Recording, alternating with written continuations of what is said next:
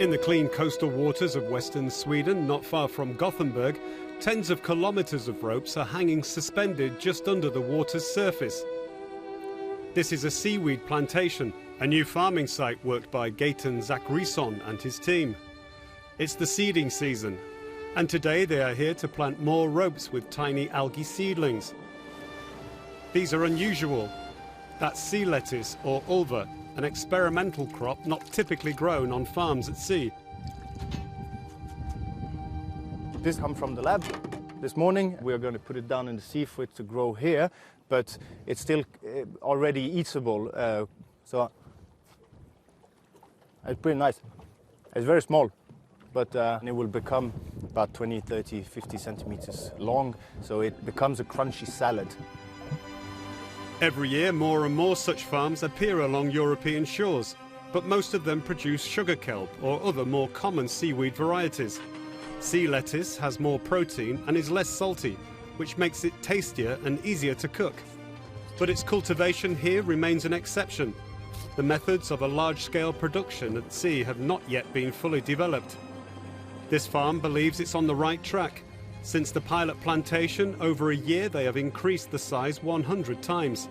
They expect to harvest 20 tons of sea lettuce in a couple of months.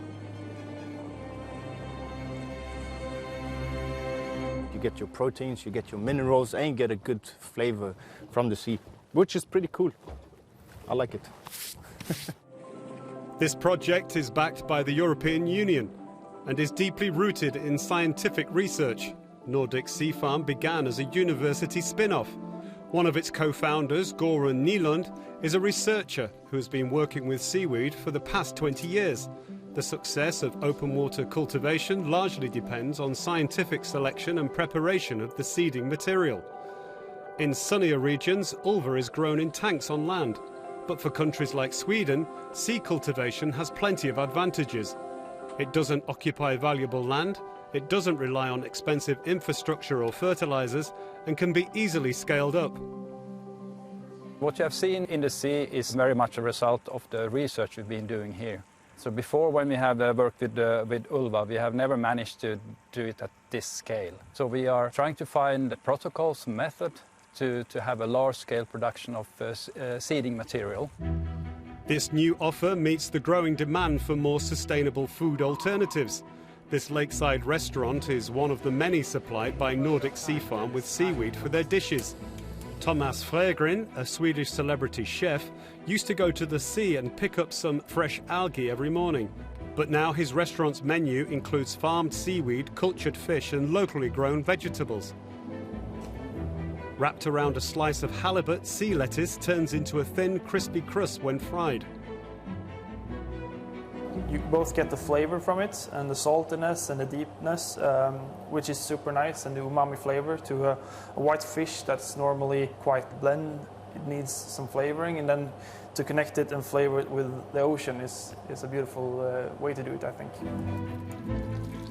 Although seaweed is a staple in Asian cuisine, it is relatively unfamiliar to European consumers, but many believe that is about to change. More restaurants are embracing locally grown algae, and healthy and sustainable eating remains a steady trend. With an apparent breakthrough in farming technologies, the sector anticipates what they call a blue revolution, shifting more of the food production from land to the sea. Right now it's quite decentralized and everyone is doing their own thing, and the regulations are different in different countries. We actually have an idea to make a network of certified farms where we can maximize the positive impact that we can have and make it easier for the customer to choose the right product for their purposes. Further boosting this sector, the European Commission has prepared its Algae Initiative, a set of measures to increase the sustainable production, safe consumption and innovative use of algae. And it's not just about seaweed.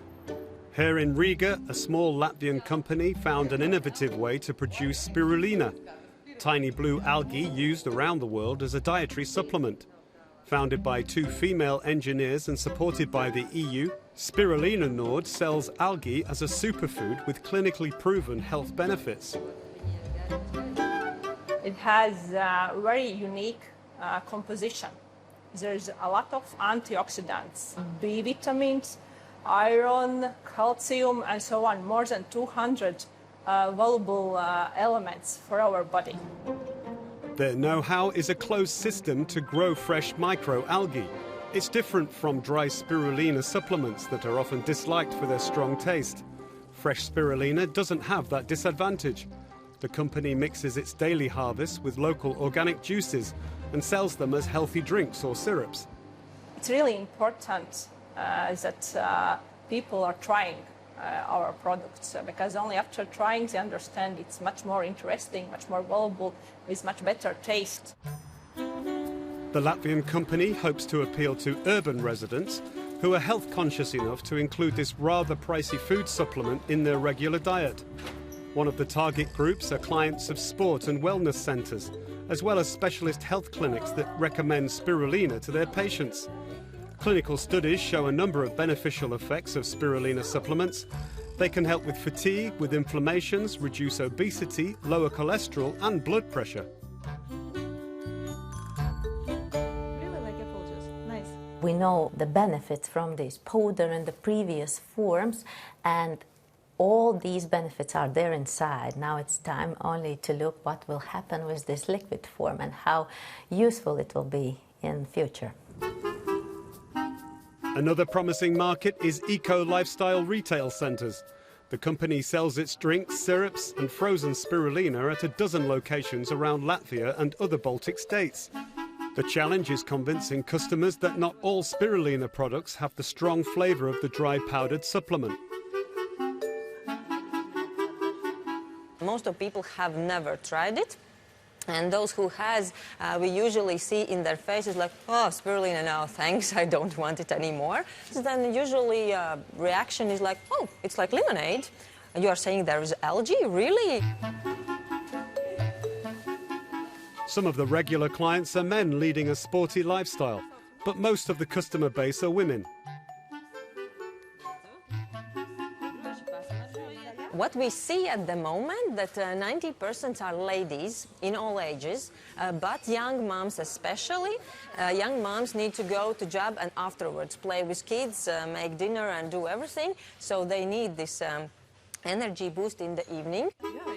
The company says it's ready to scale up production as more customers find algae to their liking.